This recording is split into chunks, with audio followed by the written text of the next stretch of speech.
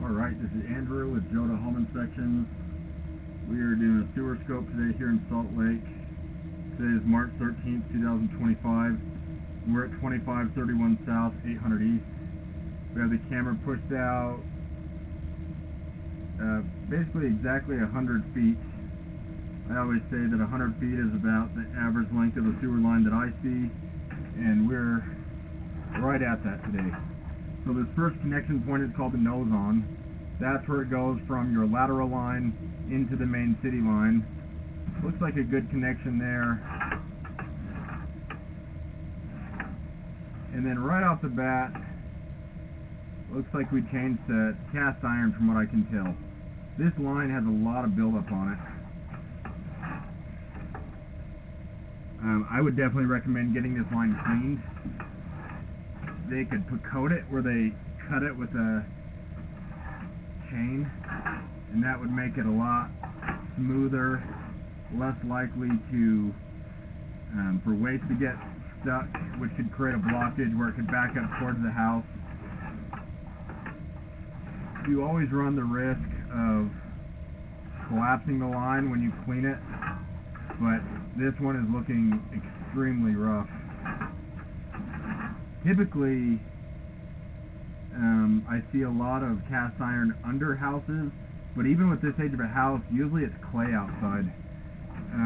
It's not as common to have cast iron going all the way out, but from what I can tell, this is cast. But it's also tough because you have so much buildup and scale on it that I'm not 100% sure. I'm not seeing standing water, which is good. Well, right as I said that, I started to see some standing water. So maybe a little bit of a flat spot there. But that standing water could just be caused by all the buildup.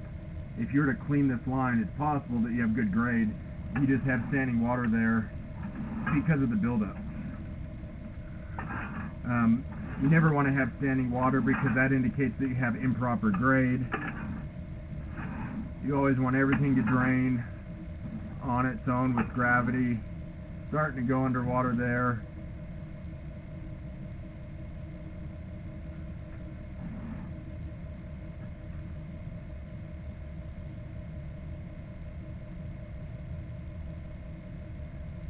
Looking closely at the edge to make sure it's not Orangeburg.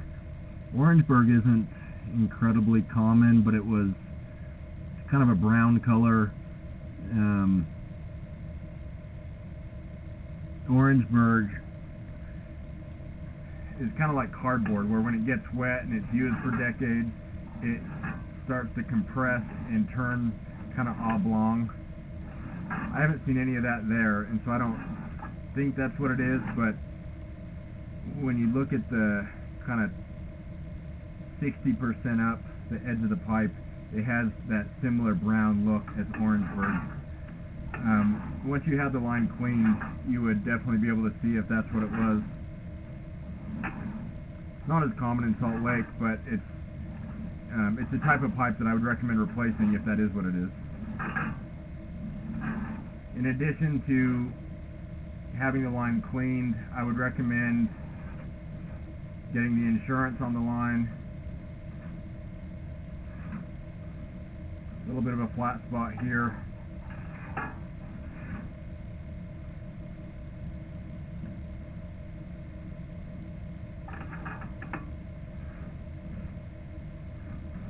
I really want to see the edge, but it's right where the standing water is, so it's not letting me see the edge of that pipe.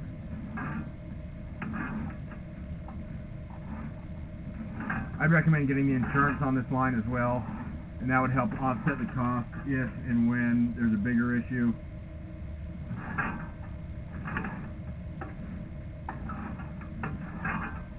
Honestly, the couple flat spots where it was holding a little bit of water, but I think cleaning would go a long way with this line.